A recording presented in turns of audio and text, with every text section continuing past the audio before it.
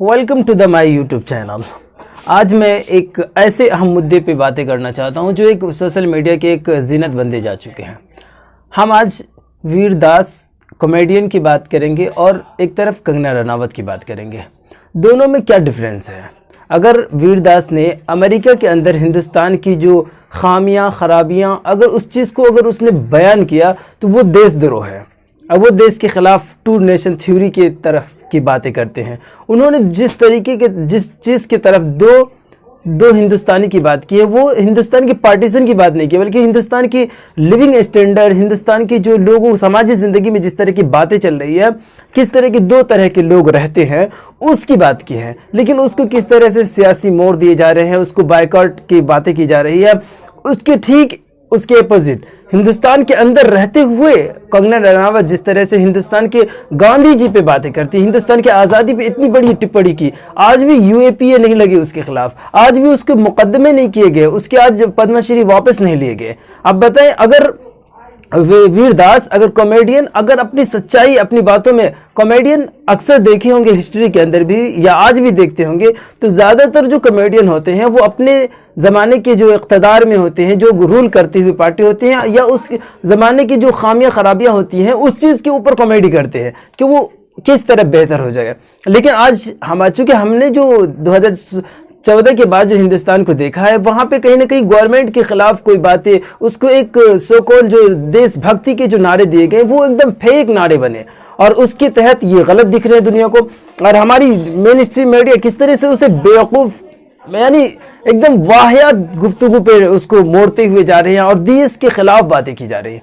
कंगना रनावत जो हिंदुस्तान में बैठकर पद्मश्री पाकर हिंदुस्तान की आज़ादी में न जाने हजार लोगों की जाने गई, उसके अपमान में बात इतनी बड़ी की, आज तक उससे पद्मश्री वापस नहीं ली गई, आज तक उसके खिलाफ कोई एक बात नहीं बोली गई। अब बताइए किस तरह की हिंदुस्तान के माहौल है। दोनों को किस तरह से, अगर एक हिंदुस्तान की जो अभी की गवर्नमेंट है उसकी हिमायती है तो उसके खिलाफ कोई बात नहीं की जाएगी। हाँ, इस वक्त चूंकि कंगना रनावत इतनी बड़ी बात की तो छोटी छोटी आवाज़ें बुलंद होने लगी। हालांकि उतनी बड़ी आवाज़ें बुलंद होनी चाहिए थी जितनी ज़रूरत है कि उसे एक सज़ा मिलनी चाहिए, चूंकि इतनी बड़ी वो भी एक वक्त की बात नहीं है, बार बार वो इस तरह की बातें करती हैं। लेकिन हम सुनते हैं और हम में से तो बाज़ लोग इतने डरे हुए हैं इस गवर्नमेंट से, तो बोलने को तैयार नहीं है, वो सोचने को मजबूर है कि हम इसके खिलाफ क्या बोलें, अगर बोलेंगे तो उसके बाद क्या होंगे। चूंकि इस तरह के माहौल बनाए गए तो ये मुनासिब नहीं हिंदुस्तान के लिए भी और हिंदुस्तानी समाज के लिए भी।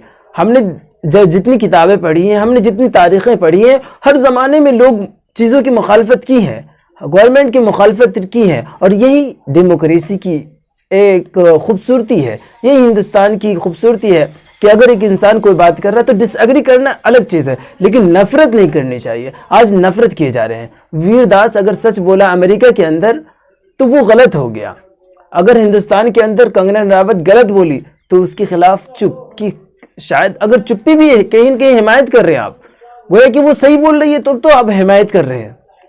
तो इस तरीके की भावनाएं हैं, इस तरीके की सोच है, ख़ास तौर से हमारी इस गवर्नमेंट के दरमियान, हमारी समाज में जिस तरह से बातें हुई हैं उसके ये सब नतीजे हैं। अब तो हमें इस बात के लिए सोचने पे मजबूर कर दिए हैं इस समाज ने कि किस तरह से हिंदुस्तान की डेमोक्रेटिक सिस्टम बच पाए। चूँकि डेमोक्रेसी किसको कहते हैं? जो लोग जीत कर जा रहे हैं वो अंधे, ऐसे लोग जीत के जा रहे हैं एक आदमी के नशे में। आप एक जाति मजहब के नाम पे आप वोट दिए जाएंगे तो क्या होंगे? वैसे लल्लू पच्चू लोग पहुंचेंगे पार्लियामेंट के अंदर, एक आदमी ने कह दिया यस तो यस, कोई डिसएग्री नहीं। पहले तो इतने देखने को मिलते थे कि अगर पार्टी के अंदर कोई लोग अगर किसी मुद्दे से अगर उसको इत्तेफाक नहीं करते तो उसकी आज़ादी होती थी, राय की आज़ादी होती थी कि अगर वो मुखालफत करते हो। आज तो एक तरफा वोटें चली जाती हैं, एक तरफा कोई बोलने को तैयार नहीं होता है। अगर एक गलत कर दिया उसकी पार्टी का बड़ा लीडर तो वो उसी की हिमायत में आगे चलता चला जाता है।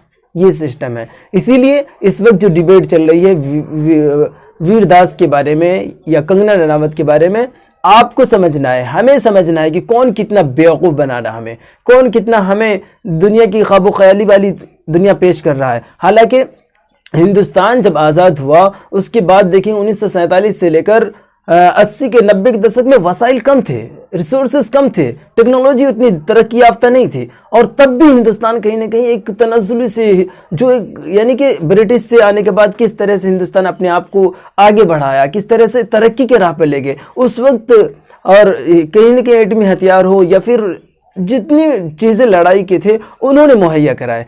अब उसे अब भूल कर ये नए ज़माने में नई टेक्नोलॉजी में जहाँ तरक्की करनी थी वहाँ आपकी इकोनॉमिक्स पॉलिसी इतनी ख़राब चल रही है, उनके फॉरेन अफेयर जो मामला थे, फॉरेंसी अफेयर्स, वो मामले सही नहीं चल रहे, इकोनॉमिक्स आपके अच्छे नहीं चल रहे हैं। हमें बात इस पे करनी चाहिए थी कि जिस तरह दुनिया आगे बढ़ रही है, लेकिन हम आज किस चीज़ में फंसे हैं, कौन गलत, कौन कितना देशभक्त है, कौन कितना वफादार है, किसका, मुल्क का नहीं बल्कि किसी पार्टी का।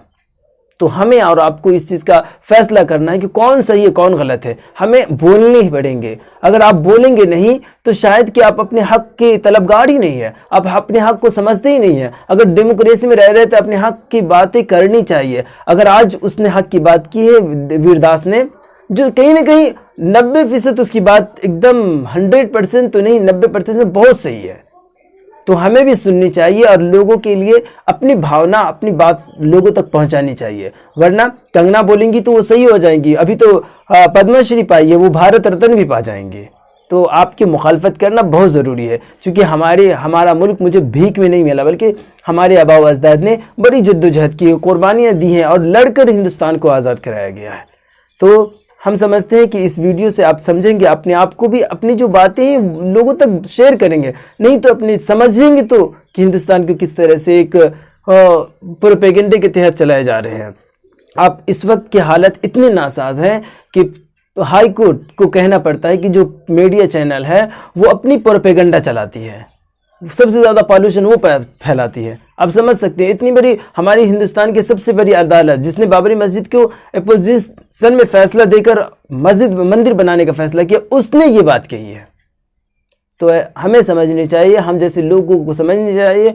और उम्मीद है कि ये वीडियो आपको अच्छा लगा होगा। Thank you so much for watching this video.